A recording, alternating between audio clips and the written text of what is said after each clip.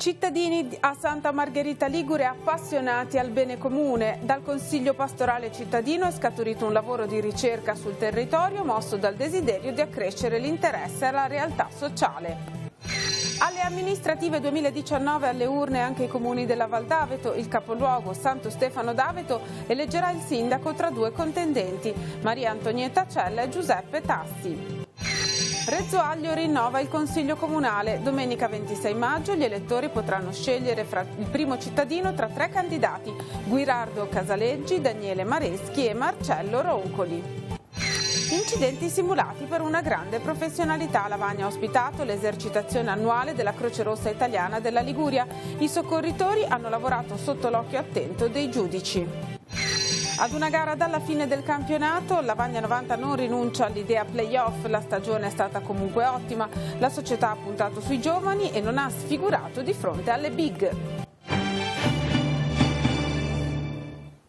Buongiorno a tutti, ben ritrovati con la nostra informazione. L'impegno per il bene comune è uno dei motivi che ha mosso un gruppo di parrocchiani delle comunità di Santa Margherita Ligure a proseguire il cammino intrapreso durante il lavoro dei tavoli sinodali.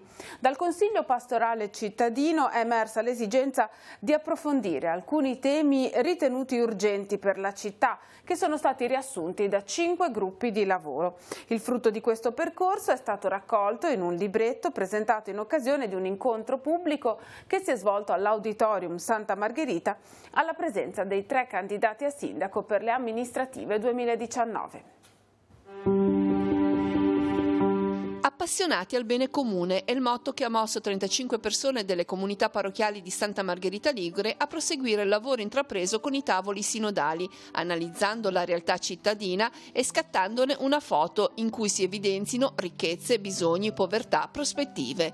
Un'analisi sociologica che non ha la pretesa di avere un rilievo scientifico, ma che rappresenta un angolo visuale e uno spunto di condivisione. Non nasce, capite, da delle competenze, da degli studi, nasce proprio dalla voglia, confrontandoci, di appassionarci al bene comune, che poi è la nostra città, il nostro territorio, direi anche la nostra comunità nel senso più lato. In un affolato incontro all'Auditorium di Santa Margherita i risultati di questo lavoro sono stati esposti ai cittadini sammargheritesi, tra questi anche i 3 candidati a sindaco per la città. Lo spirito di questa iniziativa trova spunto nella radice del cristianesimo, che spinge all'impegno, alla solidarietà, all'interesse per ciò che ci circonda, alla realtà sociale. Quindi la Chiesa tutt'oggi continua, nel tempo storico in cui si trova, a rinnovare il messaggio, a cercare nelle diversi cambiamenti, situazioni politiche, forme politiche, economiche, di cercare sempre di guardare quali sono le situazioni che valorizzano il bene comune. Tanti gli spunti di riflessione proposti da un rappresentante per ciascun tavolo: le fragilità, il disagio giovanile, le dipendenze, la sicurezza, lo spopolamento della città, le politiche abitative, la valorizzazione delle risorse naturali, la necessità di mettere in rete le realtà associative, la creazione di posto di lavoro per fasce deboli, il tutto mossi dal desiderio di bene comune. E quel bene è di ogni uomo, non di un particolare gruppo di uomini. E non è neanche, come dire, appunto la somma di tanti beni o di una maggioranza, ma è un bene tale che riguarda tutti quanti.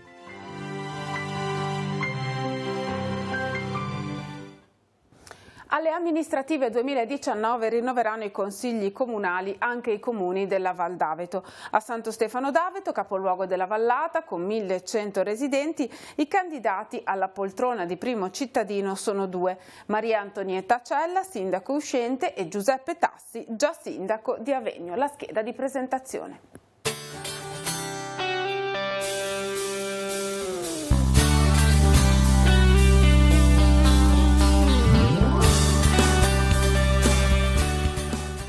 A Santo Stefano d'Aveto il candidato numero 1 è Maria Antonietta Cella. Nata a Santo Stefano d'Aveto il 25 ottobre 1964, ha un figlio e da 5 mesi è nonna del piccolo Ulisse. Ha conseguito il diploma magistrale, è dirigente di una società di commercio di energia elettrica e gas nel libero mercato. Appassionata di trekking, nel tempo libero coltiva l'orto. È stata sindaco di Santo Stefano d'Aveto dal 1995 al 2004, consigliere di minoranza dal 2004 al 2014, nuovamente eletta sindaco nel 2014.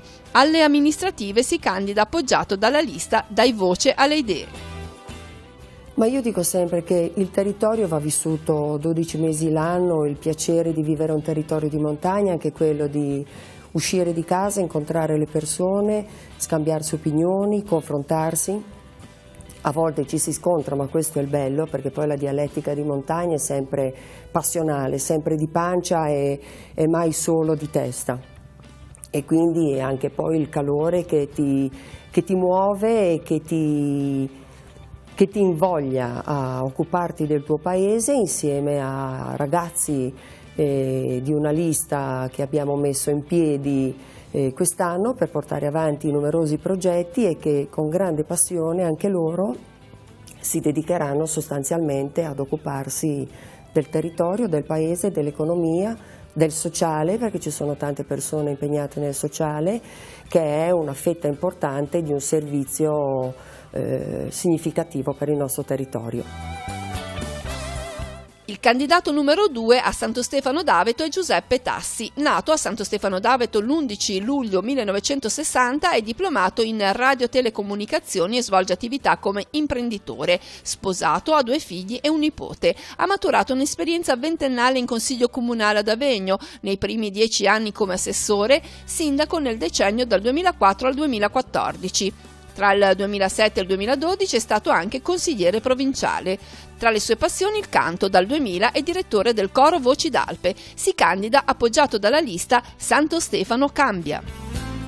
Dovrebbero votare noi per 2 semplici motivi. Uno, per una politica amministrativa più condivisa con la popolazione. Io sono stato interpellato, sono stato pregato di candidarmi sindaco perché tante persone mi hanno chiesto di venire su in valle, conoscendomi anche per avere già fatto il sindaco in un altro comune, e mi dicevano proprio che attualmente non c'è di dialogo con l'amministrazione, che un po' sta sulle sue dritte, e quindi bisogna cambiare un po' questa cosa qua. Bisogna che il sindaco stia in mezzo alla gente, stia in mezzo alla popolazione, parli con tutti, parli con le frazioni, e quindi penso che sia una cosa importantissima.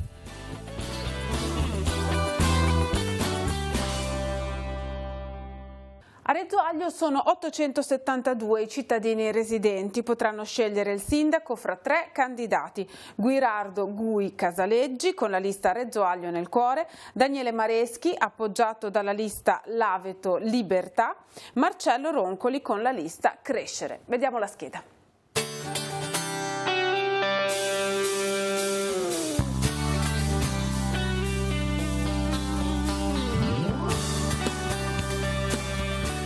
Il candidato numero 1 a Reggio Aglio è Guirardo Francesco Giuseppe Casaleggi, detto Gui. Nato a Chiavari il 2 aprile 1955, ha la licenza media inferiore, è stato dipendente dell'ASL 4, attualmente in pensione. È sposato. È stato 24 anni in consiglio a Reggio Aglio, sia in maggioranza con i sindaci Mariani e Fontana, sia in minoranza. È consigliere di opposizione uscente. Ama camminare nei boschi e andare in bici. Si candida appoggiato dalla lista Reggio Aglio nel cuore. Intanto siamo una squadra abbastanza giovane, nel senso che abbiamo di tutte le età, qualcheduno anche un po' anziano, nel senso del 1937 o 40, però i più sono 85, 86, 96. E poi noi ci proponiamo agli altri candidati, perché sono tutti giovani, quei giovani sono tutti i più che lavorano in questo comune, non sono fuori. Qualcheduno lavora fuori, ma i più lavorano in questo comune, cioè dove abitano. Per cui è giusto dare una mano a questa lista e votare la mia lista.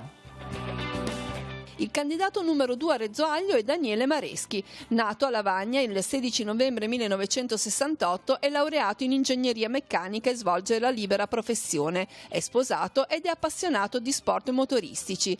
È stato consigliere comunale di minoranza dal 2009 al 2014, sindaco dal 2014 ad oggi. Alle amministrative 2019 si ricandida appoggiato dalla lista L'Aveto Libertà. Intanto per quello che abbiamo realizzato nei 5 anni di mandato che si sta concludendo, e poi perché il nostro programma è molto concreto, si basa su 40 punti, sono cose concrete, realizzabili,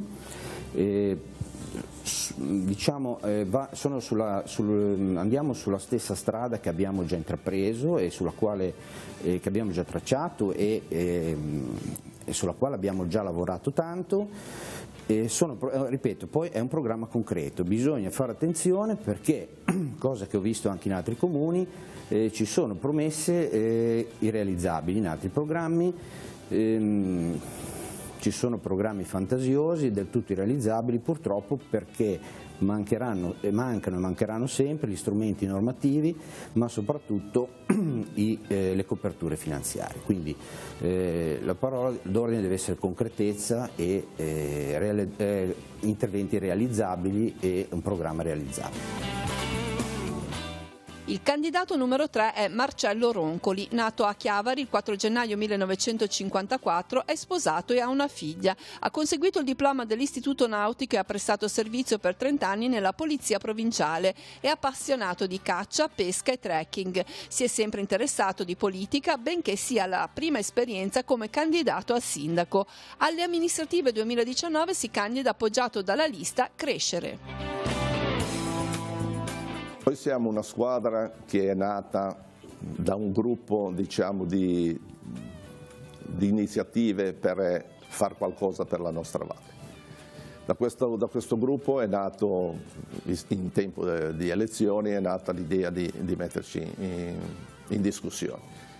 Crediamo di essere persone serie, oneste, inutile dirlo perché la gente ci conosce uno per uno, e abbastanza variegate tra di noi, per ognuno che si occupa di argomenti che gli sono consoni e familiari.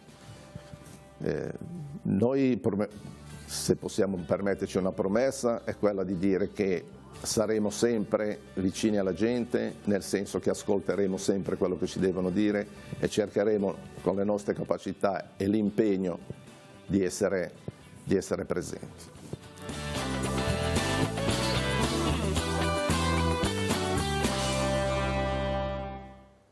E ricordiamo che Telepace dedica un ampio spazio informativo alle amministrative 2019 attraverso i suoi canali. Oggi l'approfondimento sarà dedicato ai comuni di Moconesi e di Carasco. Gli appuntamenti su Telepace 2 al canale 85 alle ore 18, su Telepace 3 al canale 115 alle 21:35, alle 8 del mattino e alle 15. Su Telepace News al canale 187 alle 13:30 circa, alle 20:05 e alle 23.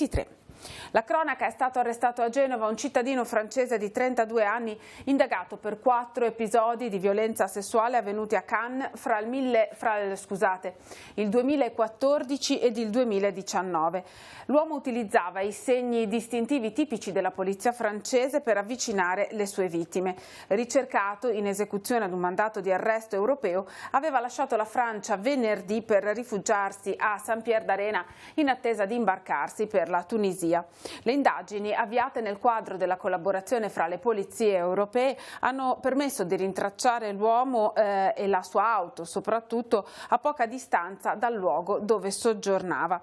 La mattina dopo è scattato il blitz condotto dai poliziotti della squadra mobile in collaborazione con i colleghi della Digos, della Polizia di Frontiera Marittima di Genova e con la partecipazione di personale della Polizia Nazionale francese.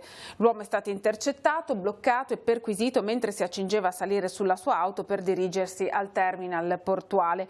È stato quindi condotto nel carcere di Pontedecimo. L'auto è stata perquisita e ispezionata, come stiamo vedendo nel video diffuso questa mattina dalla polizia, al fine di rilevare fonti di prova. Prosegue a Zuagli la progressiva introduzione dei servizi del nuovo gestore del servizio di raccolta e smaltimento dei rifiuti solidi urbani, Aprica. Dal 1° giugno verranno sostituiti i cassonetti attuali con altri nuovi di ultima generazione e per i rifiuti organici ed indifferenziati saranno installati sportelli che si apriranno grazie ad una tessera elettronica personale. Inoltre, in alcune zone del paese verrà introdotto il sistema di raccolta porta a porta. Intanto, nel corso del mese di maggio verranno consegnati ai cittadini i nuovi kit per la raccolta differenziata, composti da tessera elettronica personale, borse per la separazione in casa dei rifiuti, guida alla raccolta differenziata, bidoni e sacchi per il conferimento e calendario di raccolta per le zone in cui sarà introdotto il porta a porta. La distribuzione dei kit sarà effettuata all'interno del parcheggio interrato di Corso Colombo, al piano terra, dalle 9 alle 20 di sabato 25 maggio, giovedì 30 maggio e venerdì 31 maggio. Lavagna ha ospitato l'esercitazione annuale della Croce Rossa Italiana della Liguria, un evento molto articolato e complesso in cui le squadre di soccorritori provenienti da tutta la regione effettuano soccorsi su feriti di varia natura, giudicati in tempo reale da personale qualificato. Gli scenari simulati sono stati estremamente realistici anche grazie ad effetti di trucco professionale. La gara di primo soccorso è un'attività di formazione, in particolar modo, è un'attività di sviluppo per far conoscere alla cittadinanza Croce Rossa e le proprie attività. E quest'anno è stata scelta Lavagna perché insomma una cittadina che merita, una cittadina bellissima. Quest'anno nel territorio del Tigullio era necessario portare una gara di primo soccorso. Quante stazioni ci sono? Allora abbiamo 9 stazioni, all'interno di ogni stazione abbiamo più scenari, sulle scene ci sono dei giudici e dei master per le valutazioni degli operatori che approcceranno ai feriti o alle persone coinvolte. Verrà redatta una graduatoria, questa graduatoria in base a chi arriverà per primo, oltre ad essere campioni regionali di primo soccorso della Croce Rossa, andranno a rappresentare la regione Liguria il 14 settembre a Vicenza. Invece in Liguria come sta andando? Leggiamo un'Italia che aiuta, no? Il Comitato regionale Liguria, tanto cuore in campo. Allora, la Liguria è formata da 56 comitati territoriali che sono sparsi nelle varie cittadine liguri, con molte sedi alle dipendenze di questi comitati. Siamo circa 8.000 volontari in regione, con i 160.000 in Italia e i 17 milioni nel mondo. Siamo quell'Italia che aiuta e quel mondo che aiuta, quindi siamo sempre presenti ovunque e per chiunque. Mauro, qua abbiamo un ferito che si presta a 2 parole.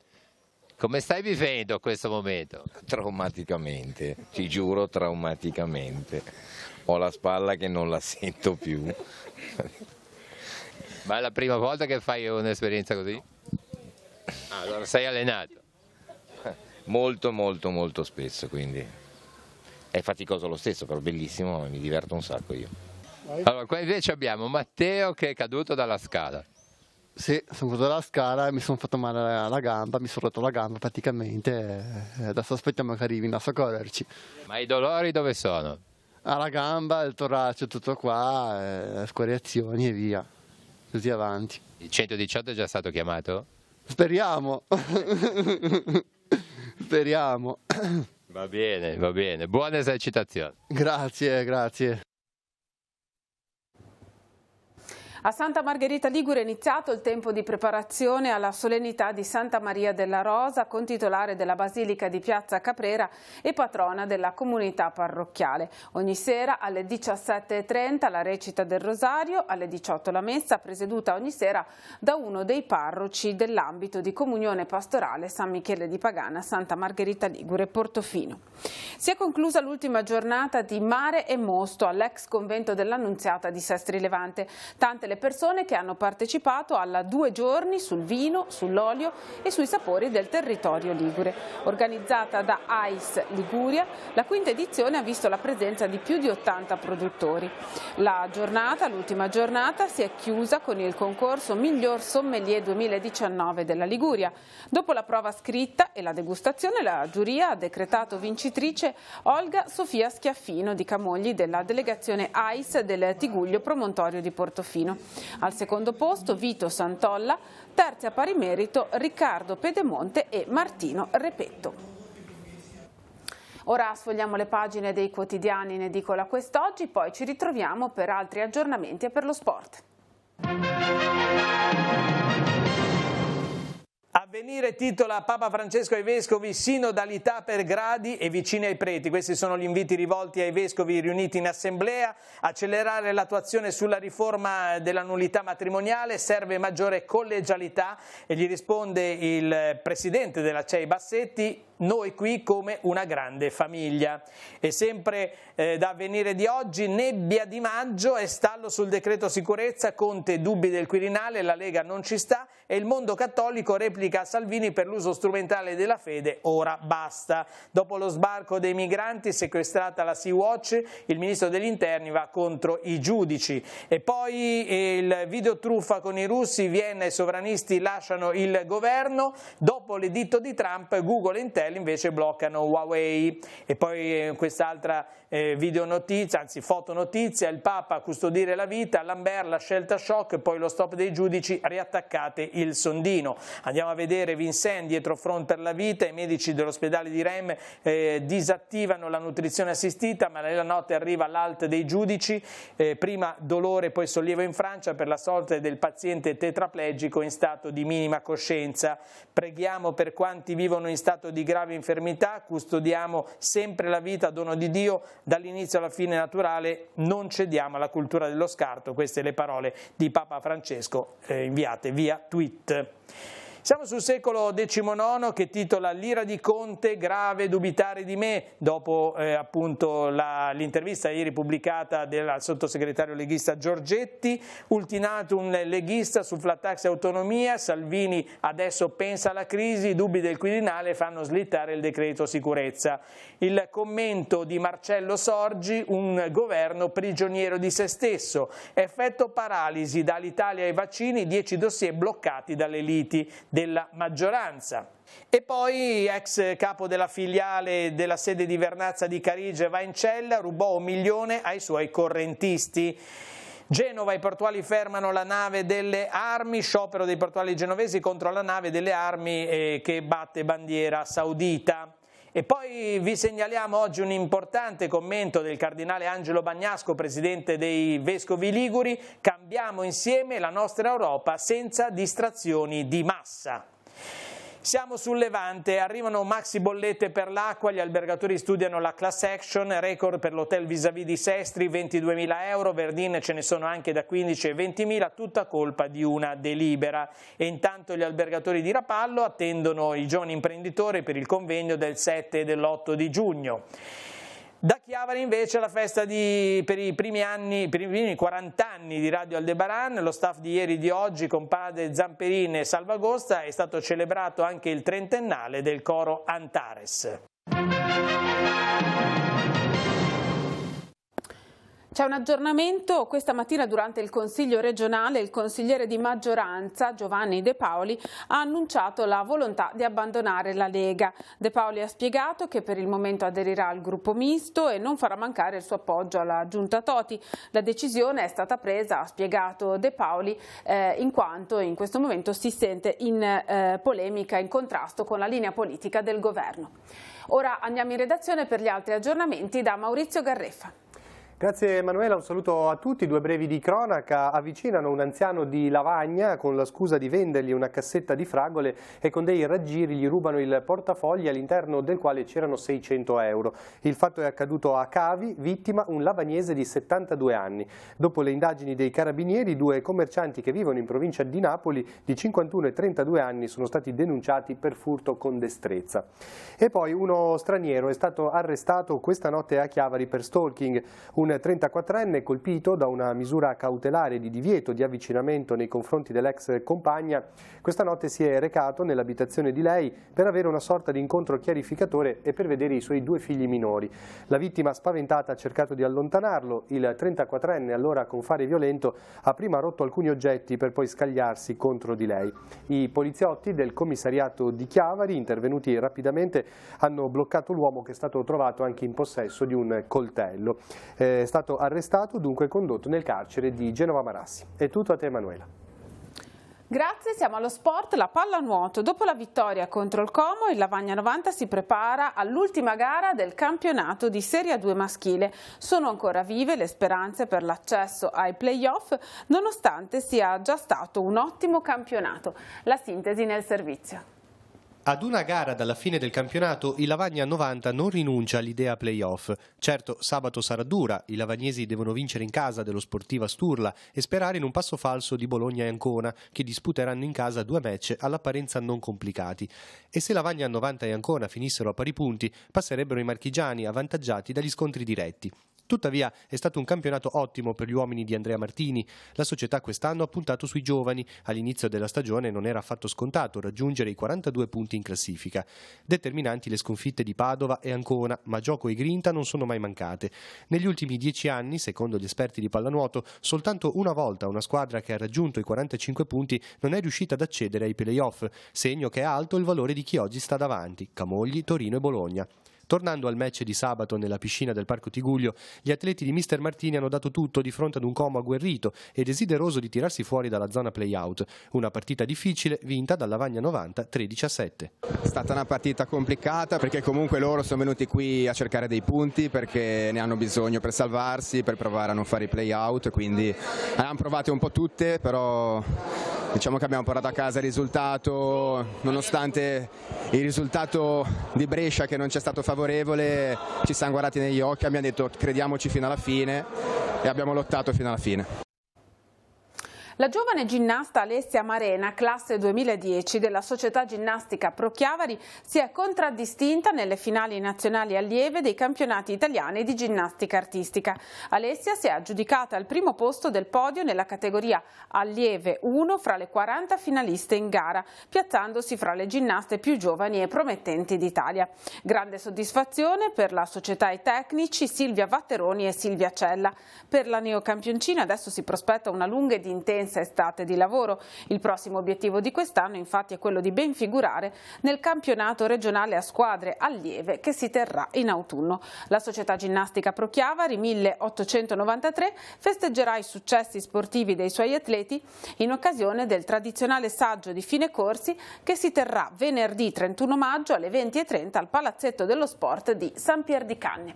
Infine per gli spettacoli ci sarà anche Rafael Gualazzi, vincitore di Sanremo Giovani nel 2011 all'Andersen Festival di quest'anno. Il concerto si terrà l'8 giugno alle 21:30 nella cornice della Baia del Silenzio. Sul mare di Sestri Levante, Gualazzi camminerà in bilico fra jazz e pop, incantando con il suo piano e la sua voce il pubblico. L'ingresso sarà libero.